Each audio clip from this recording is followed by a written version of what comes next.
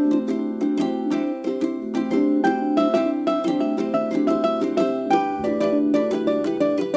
Everyone, welcome back to barring classes. I am Richa Srivastava. Last time मैंने आपको लैमार्किस में बता दिया था इवोल्यूशन क्या होता है, इवोल्यूशन पर कौन कौन से साइंटिस्ट ने अपनी अपनी थ्योरी दी थी। लैमार्किस में मैंने आपका पूरा कॉन्सेप्ट क्या है वो भी एक्सप्लेन कर दिया था। आज का टॉपिक जो है वो डार्विनिज्म है। ठीक है, डार्विन ने अपना जो कॉन्सेप्ट दिया था, उनकी जो थ्योरी थी उसका नाम क्या था, थ्योरी ऑफ नेचुरल सिलेक्शन। मतलब नेचर ही सेलेक्ट करती है कि बॉडी हमारी किस तरीके की फॉर्म होगी और किस तरीके से हम सरवाइव कर सकते हैं। ठीक है, तो इसे बोलते हैं थ्योरी ऑफ नेचुरल सिलेक्शन। और इनकी जो बुक थी जिसमें इनकी थ्योरी पब्लिश हुई थी, वो बुक का नाम क्या था, द ओरिजिन ऑफ स्पीसीज। वो पेरेंट ने क्या दिया था, द ओरिजिन ऑफ लाइफ दिया था। इनकी थ्योरी कौन सी, इनकी बुक कौन सी है, द ओरिजिन ऑफ स्पीसीज है। ठीक है, वो पेरेंट की बुक का नाम था ओरिजिन ऑफ लाइफ और इनकी बुक का नाम क्या है, द ओरिजिन ऑफ स्पीसीज। ठीक है, अब इस ओरिजिन ऑफ स्पीसीज बुक में उन्होंने जो अपनी थ्योरी दी थी, थ्योरी जो पब्लिश किया था, उसमें कौन कौन से कॉन्सेप्ट हैं वो कॉन्सेप्ट मैं बताती हूँ। पहला कॉन्सेप्ट क्या दिया था उन्होंने, पहला कॉन्सेप्ट क्या था कि over production of organism.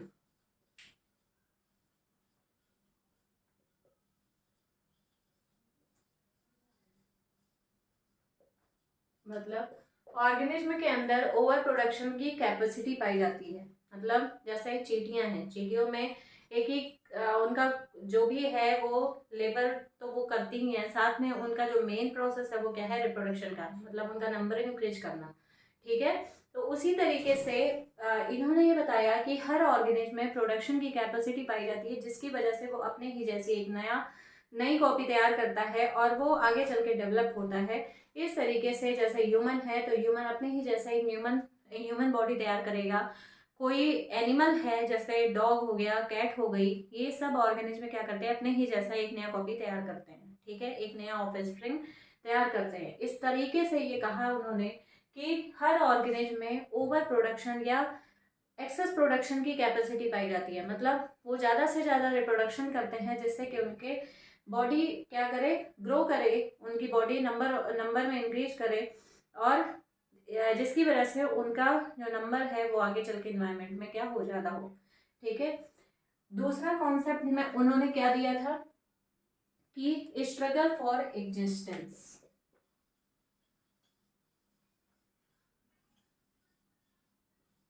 For existence, struggle for existence में उन्होंने क्या बोला कि हर ऑर्गेनिज्म सरवाइव करने, जो भी हमारा इन्वायरमेंट है इसमें जो भी चीज़ें हैं वो लिमिटेड अमाउंट में अवेलेबल है। जैसे वाटर लिमिटेड अमाउंट में है, जो भी चीज़ हमें नेचर से मिल रही है वो क्या है, बहुत लिमिटेड अमाउंट में है।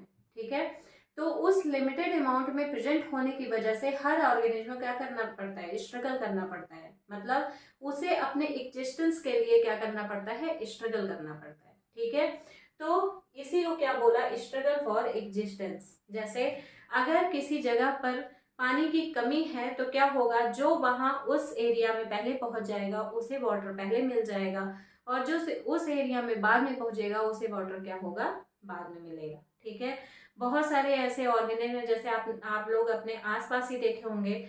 अगर एक रोटी है और दो कुत्ते हैं तो क्या होगा, दोनों में उस एक रोटी के लिए क्या होता है, स्ट्रगल होता है। ठीक है, वो एक दूसरे को भगाते हैं कि वो रोटी उन्हें मिल जाए, वो रोटी उन्हें खाने को दे दी जाए।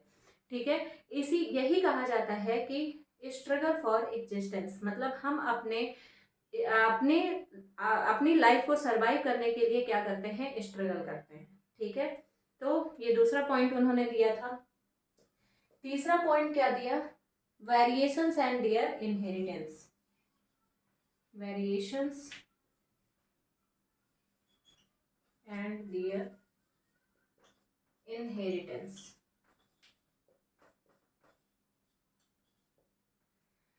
जैसे इस पॉइंट का ये मतलब है कि वेरिएशन, जैसे अगर हमारी बॉडी डेवलप हुई है तो ये कोई ज़रूरी नहीं है कि हम अपने मदर फादर के जैसे ही बिल्कुल सेम टू सेम हो। हमारी बॉडी में कुछ अलग स्ट्रक्चर भी, कुछ अलग करेक्टर्स भी दिखाई दे सकते हैं, ठीक है। तो वही जो करेक्टर्स एक्स्ट्रा हमारी बॉडी में दिखाई दे रहे हैं उन्हीं को क्या बोला जाता है, वेरिएशन बोला जाता है, ठीक है। जैसे मैंने अभी बताया आपको लास्ट टॉपिक में कि जिराफ की गर्दन जो थी वो क्या हो गई, लंबी हो गई। तो अब उनके जो पेरेंट थे उनसे जो नए बच्चे बने वो क्या हुआ, लंबी गर्दन वाले पैदा हो गए। इसी चीज को क्या बोला गया, वेरिएशन बोला गया। मतलब वो अपने पेरेंट्स से क्या हो गए, भिन्न हो गए, वो अपने पेरेंट्स से अलग हो गए, ठीक है। तो उसी को क्या बोला गया, वेरिएशन बोला गया। Variation and their inheritance. अब देखिए, वेरिएशन अगर नहीं हुआ होता तो इवोल्यूशन भी नहीं हो सकता था, ठीक है। क्योंकि अगर जिराफ उस समय अपनी गर्दन लंबी नहीं किए होते तो क्या होते, वो सरवाइव नहीं कर पाते। वो धीरे धीरे क्या हो जाते, एक धीरे धीरे डिसअपियर फॉर्म में आ जाते, ठीक है। तो इस तरीके से अगर किसी भी ऑर्गेनिज्म को सरवाइव करना है तो उसी बॉडी में क्या करना पड़ेगा, अपने चेंजेस करने पड़ेंगे। और यही चेंजेस क्या कहलाते हैं, वेरिएशन। और यही वेरिएशन जो होता है, जो आगे के इन्वायरमेंट के लिए बेनिफिट देता है उसे, वही आगे चल के क्या करते हैं, इनहेरिटेंस। मतलब आगे चल के जनरेशन बाय जनरेशन वही करेक्टर्स बच्चे में पहुंचते हैं, ठीक है। तो इस तरीके से ये कहा जा सकता है कि जो भी वेरिएशन होंगे वो आगे की जनरेशन में भी दिखाई देंगे। वो एक लॉन्ग टर्म की प्रोसेस है। धीरे धीरे जब इन्वायरमेंट कभी और चेंज होगा तो उस बॉडी में और भी वेरिएशन आएंगे जिसकी वजह से वो आगे चल के सर्वाइव कर जाए, ठीक है। तो ये तीन चीजें क्या हुआ, बताया किसने बताया, डार्विन ने बताया। उन्होंने कौन सी थ्योरी दिया था, थ्योरी ऑफ नेचुरल सिलेक्शन दिया था। उनकी बुक का नाम क्या था, द ओरिजिन ऑफ स्पीसीज। और उनका जो कॉन्सेप्ट था वो प्रॉपर नेचुरल सिलेक्शन इसीलिए बोला गया है क्योंकि वो नेचर बेस्ड थ्योरी दिया था उन्होंने। जैसे अगर प्रोडक्शन, रिप्रोडक्शन या ओवर प्रोडक्शन की बात हो रही है तो ये क्या है, एक नेचुरल प्रोसेस है, ठीक है। तो ओवर प्रोडक्शन ऑफ ऑर्गेनिज्म की बात किया उन्होंने। फिर दूसरा क्या था, स्ट्रगल फॉर एग्जिस्टेंस।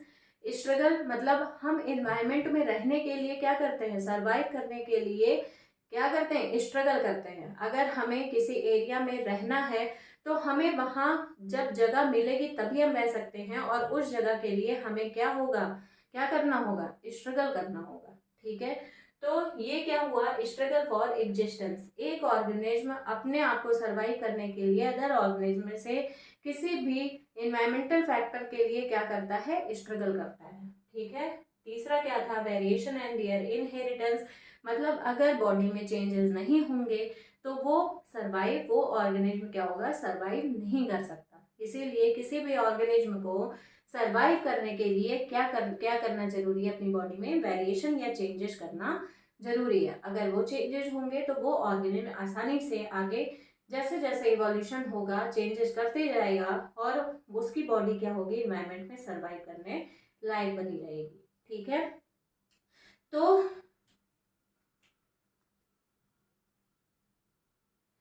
फिर उसके बाद इस चीज को चौथा क्या दिया था उन्होंने, सर्वाइवल ऑफ फिटेस्ट। मतलब जो सबसे ज्यादा फिट होगा वही सरवाइव कर सकता है, और जो जो फिट नहीं होगा वो क्या हो जाएगा, सरवाइव नहीं कर सकता। जैसे अगर कोई गेम होता है तो उसमें क्या होता है, जो सेलेक्टर्स होते हैं वो क्या करते हैं, जो सबसे ज्यादा फिट होता है उसी को उस गेम में सेलेक्ट करते हैं। ऐसा क्यों है, ताकि वो उस गेम में लास्ट तक पहुंच करके उस ट्रॉफी को या उस गेम के प्राइज को जीत सके, ठीक है। इसी यही रीजन है कि यहाँ पर भी क्या बोला गया कि सर्वाइवल अगर करना है तो हमें फिट रहना होगा। अगर हम फिट नहीं हैं तो हम सर्वाइव नहीं कर पाएंगे। इस तरीके से इन्होंने ये 4 कॉन्सेप्ट दिया जो कि इनकी बुक में पब्लिश हुआ। इनकी बुक का नाम क्या था, द ओरिजिन ऑफ लाइफ था, ओरिजिन ऑफ स्पीसीज था। और इन्होंने थ्योरी कौन सा दिया था, थ्योरी ऑफ नेचुरल सिलेक्शन। ये हो गया आपका डार्विनिज्म। अब नेक्स्ट कौन सी थ्योरी है, म्यूटेशन थ्योरी।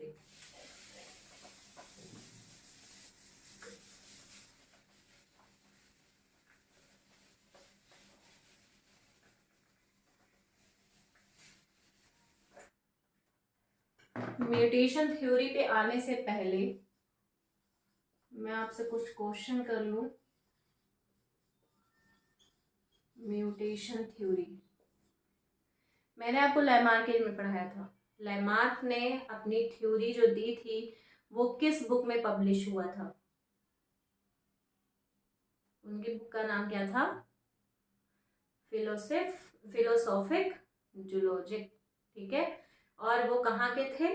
फ्रांस के थे। उनकी थ्योरी जो पब्लिश हुई थी वो कब पब्लिश हुई थी? 1809 में पब्लिश हुआ था, ठीक है। और उनको वो क्या थे? बॉटनिस्ट थे या जूलॉजिस्ट थे? तो वो क्या थे? जूलॉजिस्ट थे, ठीक है। उनका जो कॉन्सेप्ट था वो किन किन चीज़ों पे था कि हर ऑर्गेनिज्म में ग्रो करने की कैपेसिटी होती है, use and disuse of organs के बारे में उन्होंने बताया था, इनहेरिटेंस ऑफ एक्वायर्ड कैरेक्टर्स बताया था, और क्या बताया था उन्होंने? और एक चीज कुछ और बताई थी, वो आप सोच के बताना, ठीक है। चलो अब नेक्स्ट क्या है? Mutation theory. म्यूटेशन थ्योरी किसने दिया था? ह्यूगो डी वेरेज ने। मे भी स्पेलिंग मिस्टेक कुछ हो सकती है, तो आप एक बार देख लेना। म्यूटेशन थ्योरी, म्यूटेशन होता क्या है, म्यूटेशन की प्रोसेस क्या होती है? तो म्यूटेशन जो है वो सडन चेंज कहलाता है। अगर इसे वैसे नॉर्मली अगर बोला जाए कि म्यूटेशन साइंटिफिक टर्म ना यूज करके नॉर्मल टर्म में अगर इसे बात की जाए इसके बारे में, तो ये क्या है? सडन चेंज है, ठीक है। जब हमारे डीएनए में सडन चेंज होता है तो उसकी वजह से कुछ करेक्टर्स जो है हमारी बॉडी के वो क्या हो जाते हैं? चेंज हो जाते हैं, ठीक है। जैसे म्यूटेशन जो है वो हमारी बॉडी के लिए बेनिफिशियल भी होता है और हार्मफुल भी होता है, ठीक है। जैसे अगर किसी की बॉडी में कोई डिफेक्ट होता है तो क्या होता है? डीएनए में म्यूटेशन करा के उस बॉडी को में वो डिफेक्ट को क्या किया जाता है? ठीक किया जाता है, ठीक है। लेकिन कभी कभी ऐसा होता है कि म्यूटेशन की वजह से बॉडी में बहुत सारे क्या हो जाते हैं? बहुत सारे डिजीज होते हैं जिसकी वजह से बॉडी हमारी सर्वाइव नहीं कर पाती है, ठीक है। तो म्यूटेशन बेनिफिशियल भी है, म्यूटेशन जो है वो हार्मफुल भी होता है, ठीक है।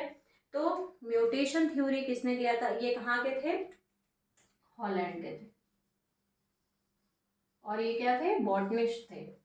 बॉटनिस्ट मतलब ऐसे साइंटिस्ट जो प्लांट पर अपनी स्टडी करते हैं उन्हें क्या बोलते हैं? बॉटनिस्ट बोलते हैं, ठीक है। मैंने भी बॉटनी से ही एमएससी किया है, ठीक है। तो बॉटनिस्ट जो होते हैं वो क्या होते हैं? वो प्लांट पर अपनी स्टडी करते हैं। तो ह्यूगो डी वेरेज क्या थे? ये हॉलैंड के थे और क्या थे? बॉटनिस्ट थे, ठीक है। इन्होंने अपना जो एक्सपेरिमेंट किया था वो एक प्लांट पर किया था। बॉटनिस्ट है तो इन्होंने प्लांट पर एक्सपेरिमेंट किया था। क्या था? ओएनोथ्रा लैमार्कियाना।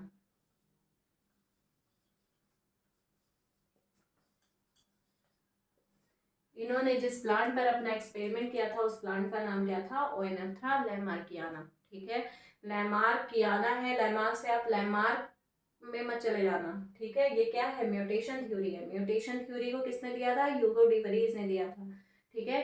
इन्होंने अपना एक्सपेरिमेंट किस प्लांट पर किया? ओएनोथ्रा लैमार्कियाना प्लांट पर किया था, ठीक है। ये क्वेश्चन पूछ सकता है कि ह्यूगो डी वेरेज का एक्सपेरिमेंट किस प्लांट पे था, ठीक है।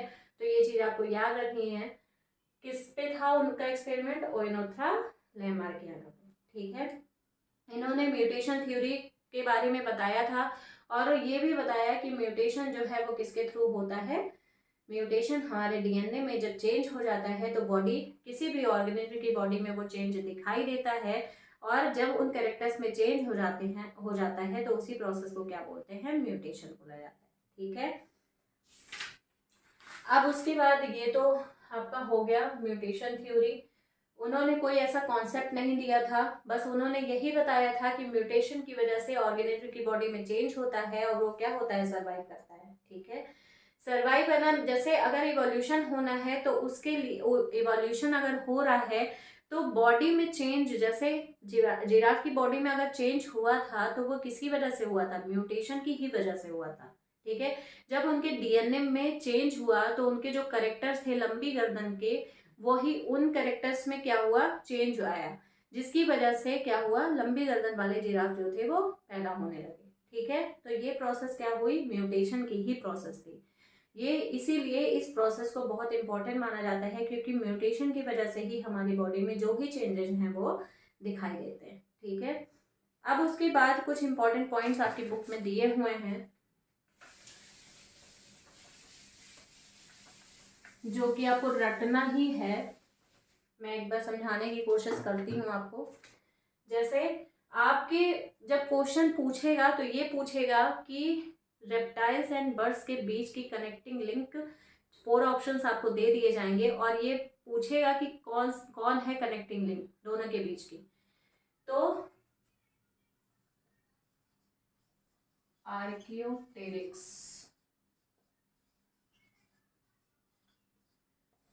आर्कियोटेरिक्स ये कौन है? ये एक तरीके की बर्ड है। ये बर्ड जो है ये किसके किसके बीच की कनेक्टिंग लिंक है?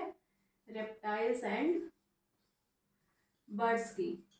मतलब कनेक्टिंग लिंक का मतलब क्या हुआ कि कुछ कैरेक्टर्स जो है वो रेप्टाइल्स की तरह के होंगे और कुछ कैरेक्टर्स जो है वो बर्ड्स की तरह के होंगे। ठीक है, तो मतलब ना तो ये कंप्लीट रेप्टाइल्स के फॉर्म में है, ना ये कंप्लीट बर्ड्स के फॉर्म में है। ठीक है, ये कौन है? आर्कियोटेरिक्स। ये नाम तो आपको याद ही करना पड़ेगा। ठीक है, इसे ये मतलब आपको इतना याद करना पड़ेगा कि कौन सा ऐसा बर्ड है, कौन सी ऐसी बर्ड है जो कि रेप्टाइल्स और बर्ड्स के बीच की कनेक्टिंग लिंक मानी जाती है। ठीक है, अब इनके कैरेक्टर्स क्या क्या हैं? तो इनकी चोंच जो है उसमें दांत हैं, चोंच में दांत दिखाई दिए, साथ में इनकी पूंछ थी, और क्या था? इनके जो फोरलिम्ब थे, मतलब आगे के जो लिम्ब थे, पैर जो थे आगे, मतलब हाथ जो थे इनके, ये किस में कन्वर्ट हो गए थे? विंग्स में। ठीक है, ये कैरेक्टर क्या हुआ? रेप्टाइल जैसा है। चोंच में दांत कैसा हुआ? बर्ड्स के जैसा है। फोरलिम्स किस में कन्वर्ट हो गए? विंग्स में कन्वर्ट हो गए। तो ये किस में आ गए? बर्ड्स में आ गए। लेकिन अब क्योंकि इनमें टेल भी पाई जा रही थी, इसीलिए इनको रेप्टाइल्स एंड बर्ड्स के बीच की कनेक्टिंग लिंक माना गया। ठीक है, तो कौन है? आर्कियोटेरिक्स। ठीक है, दूसरा कौन है? यूग्लिना। यूग्लिना क्या है? ये एनिमल एंड प्लांट के बीच की कनेक्टिंग लिंक माना जाता है। इसके मैक्सिमम कैरेक्टर्स जो हैं वो एनिमल से मिलते हैं, लेकिन कुछ कैरेक्टर्स ऐसे हैं जो कि प्लांट से भी मिलते हैं। ठीक है, तो यूग्लिना को क्या कहते हैं? ये एनिमल एंड प्लांट के बीच की कनेक्टिंग लिंक माना जाता है। ठीक है, रेप्टाइल्स एंड बर्ड्स के बीच की कनेक्टिंग लिंक कौन है? आर्कियोटेरिक्स। ठीक है, यूग्लिना एनिमल एंड प्लांट के बीच की कनेक्टिंग लिंक है। इसमें कुछ स्ट्रक्चर्स जो हैं वो दिखाई देते हैं जो कि प्लांट जैसे हैं, और कुछ करेक्टर्स ऐसे हैं जो कि एनिमल जैसे हैं, इसीलिए इसे क्या बोला जाता है? एनिमल एंड प्लांट के बीच की कनेक्टिंग लिंक माना जाता है। ठीक है, नेक्स्ट क्या है? नियोपालिना। इसे याद करने का सबसे बेस्ट तरीका ये है कि आप गूगल पे जाओ, गूगल पे सर्च करो, उसकी इमेज देख लो, आपको वैसे ही याद हो जाएगा कि नियो नियो क्या है? नियोपाइलिना है।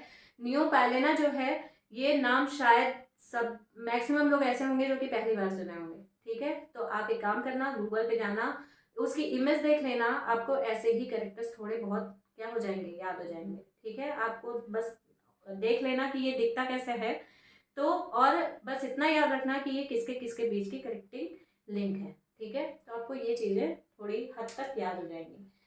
नियो पैलेना ये किसके किसके बीच की है? Annelida and Mollusca.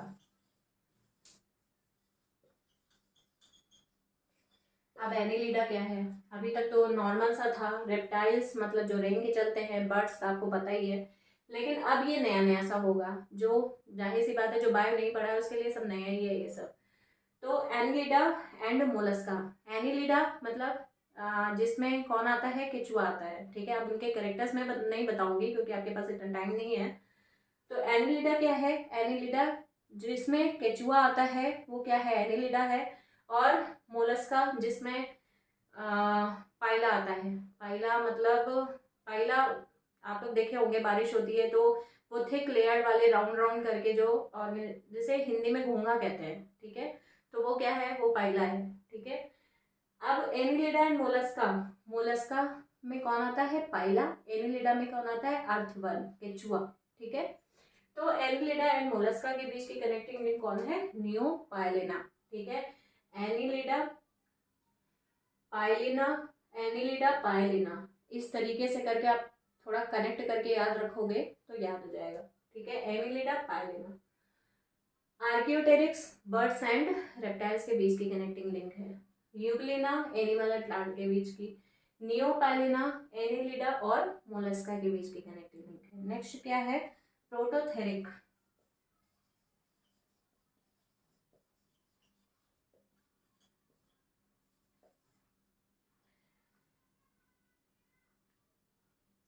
ये सबसे, जब मैमल्स का डेवलपमेंट स्टार्ट हुआ था, मैमल्स मतलब जिसमें ह्यूमन आता है, ठीक है, जो अपने बच्चे को दूध, जिसमें लैक्टेटिंग मदर्स आती हैं जो अपने बच्चे को दूध पिलाती हैं, तो ऐसे जो हैं ऑर्गेनिज्म वो किस में आते हैं? मैमल्स में आते हैं। तो सबसे लोअर लेवल के जो मैमल्स हैं वो कौन से हैं? प्रोटोथेरिक। ठीक है, प्रोटोथेरिक मतलब लोअर लेवल के मैमल्स, इनको क्या बोला जाता है? प्रोटोथेरिक। ठीक है, प्रोटो प्रोटो जहां पे प्री आ जाए ना, वो ज्यादातर ऐसे ही होता है कि वो प्रिमिटिव फॉर्म है, मतलब वो स्टार्टिंग फॉर्म है किसी भी चीज का। ठीक है, तो प्रोटोथेरिक अगर आ गया तो यानी कि इसमें लोअर लेवल के मैमल्स आते हैं। ठीक है, और इसका एग्जाम्पल क्या है? एकिडना। एकिडना आप लोग सुने होंगे मेरे ख्याल से, एक बार गूगल पे सर्च कर लेना, आपको स्ट्रक्चर दिख जाएगा इसका। ठीक है, एकिडना, एकिडना जो है वो क्या है? प्रोटोथेरिक है, मतलब बहुत लो लेवल का क्या है?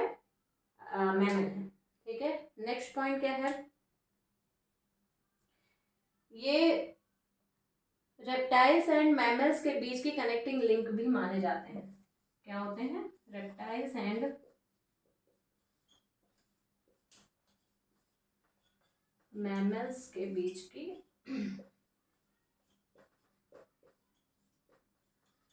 Connecting link. ठीक है, तो आर्कियोटेरिक्स मतलब रेप्टाइल्स एंड बर्ड्स के बीच की कनेक्टिंग लिंक, एंड प्रोटोथेरिक, प्रोटोथेरिक कौन है? रेप्टाइल्स एंड मैमल्स के बीच की कनेक्टिंग लिंक। ये बहुत लो लेवल के क्या होते हैं? मैमल्स होते हैं, प्रोटोथेरिक, जिसका एग्जांपल क्या है? एकिडना। ठीक है, सॉरी, इसका एग्जांपल एक और है प्लैटिपस। ठीक है, ये दोनों आप जाकर के गूगल सर्च कर लेना, आपको आइडिया हो जाएगा कि ये दिखता कैसा है। ठीक है, फिर डायनासोर्स, डायनासोर्स तो आपको पता ही होगा।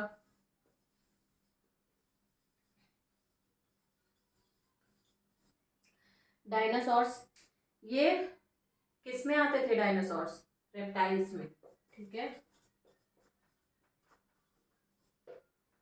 जो बहुत लार्ज रेप्टाइल्स होते हैं, लार्ज रेप्टाइल्स में किसको रखा गया है? डायनासोर्स को। ठीक है, तो डायनासोर्स क्या है? लार्ज रेप्टाइल्स की कैटेगरी में आते हैं। इनके 3 एरा माने जाते हैं। ट्राइएसिक एरा, कौन कौन से 3 एरा है? पहला है ट्राइएसिक, दूसरा क्या है? जुरासिक वर्ल्ड तो आप लोग नाम सुने ही होंगे।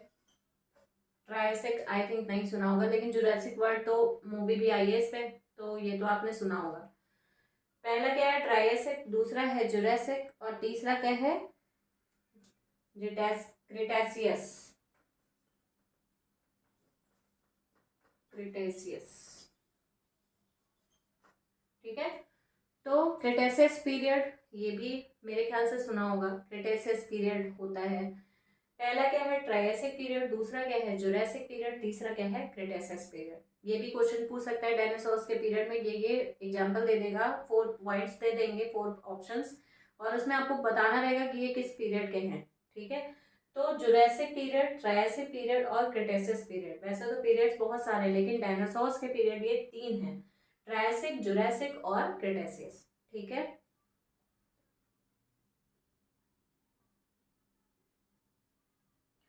अब एक चीज और है जो आपको याद रखनी है। मैमथ, मैमथ क्या होता है? ये मैमथ जो है ये बहुत इंपॉर्टेंट टर्म है, इसको याद रखिएगा। मैमथ एक तरीके से मैमल्स से रिलेटेड है, ठीक है, मैमल्स से रिलेटेड है। तो एक पॉइंट है कि ये हाथी के क्या है, पूर्वज माने जाते हैं मैमथ। हाथी भी क्या है, एलिफेंट भी क्या है, मैमल ही है। तो एलिफेंट के पूर्वज कौन है, मैमथ, ठीक है, ये मैमल्स से रिलेटेड है, उससे याद रखना। और ये एलिफेंट के पूर्वज होते हैं, पूर्वज थे, ठीक है। तो मैमथ जो है वो एलिफेंट के क्या थे, पूर्वज थे, पूर्वज माने जाते हैं, ठीक है। फिर उसके बाद अब आता है ह्यूमन की बारी।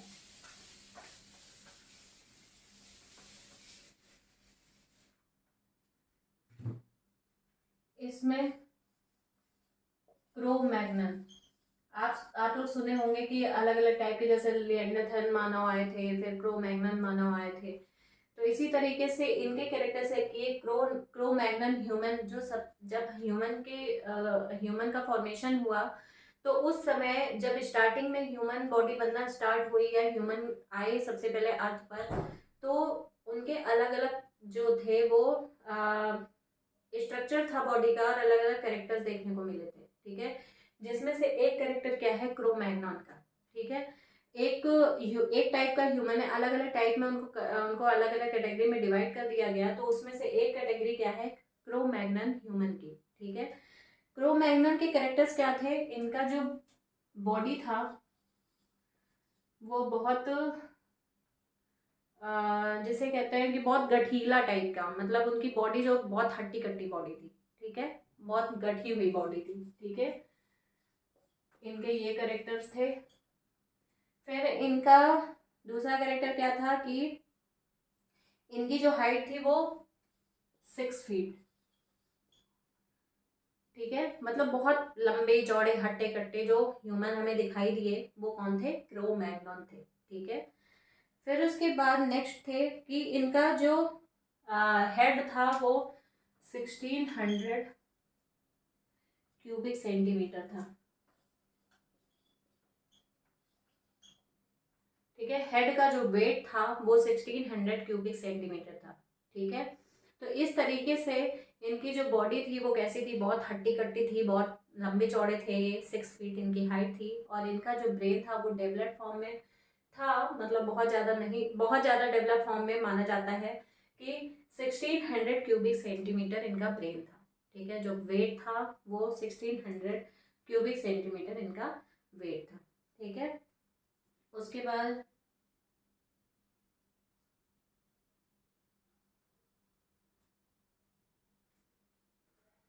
एक पॉइंट है डैनी सोवन।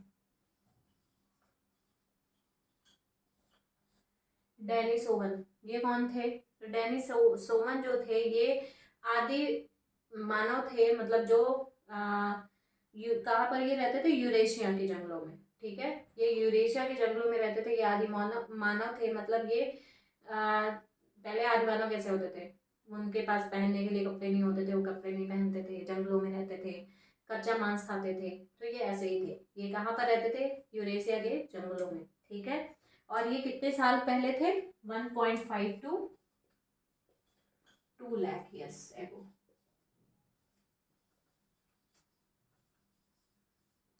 मतलब ये कितने साल पहले पुराने आए, कितने साल पहले आए थे ये, 1.5 to 2 लाख ईयर्स एगो, मतलब बहुत साल पहले थे। तब किसी भी चीज़ का डेवलपमेंट नहीं था। आज हमारे चारों तरफ डेवलपमेंट दिखाई देता है, लेकिन तब क्या था, तब कुछ नहीं था। पता नहीं आग का आविष्कार उस समय हुआ भी था कि नहीं था। तो उस समय वो लोग क्या करते थे, कच्चे मांस को खाते थे, ठीक है। तो अब आज के लिए इतना ही। अब नेक्स्ट जो है अब वो आपका क्वेश्चन कराना है, तो वो मैं क्वेश्चन आपको कराऊंगी। अभी इतना आप रिवीजन कर लेना एक बार। मेरा वीडियो देख लोगे तो आपको कहीं और कोई बुक पढ़नी नहीं पड़ेगी, क्योंकि उसी बुक से मैंने सारे टॉपिक लिए हैं। तो आपको बुक नहीं उठाना पड़ेगा, वो सारी चीज़ें मैं आपको एक एज ए रिवीजन के फॉर्म में ही ये वीडियो मैंने लाया है, जिससे कि आपको बुक ना उठाना पड़े, ठीक है। क्योंकि आपके पास टाइम नहीं है, आप ये मेरे वीडियो बहुत छोटे छोटे हैं, तो आप उस हिसाब से वीडियो अगर देखते जाओगे तो आपको काफ़ी चीज़ें क्लियर भी हो जाएंगी। इसमें मैंने कुछ टॉपिक जो आपको नहीं भी समझ में आया होगा वो मैंने क्लियर किया हुआ है। तो इस तरीके से अगर मेरे वीडियो आपको पसंद आ रहे हों, प्लीज़ मेरे चैनल को लाइक करें, शेयर करें एंड सब्सक्राइब करें। Okay, thank you.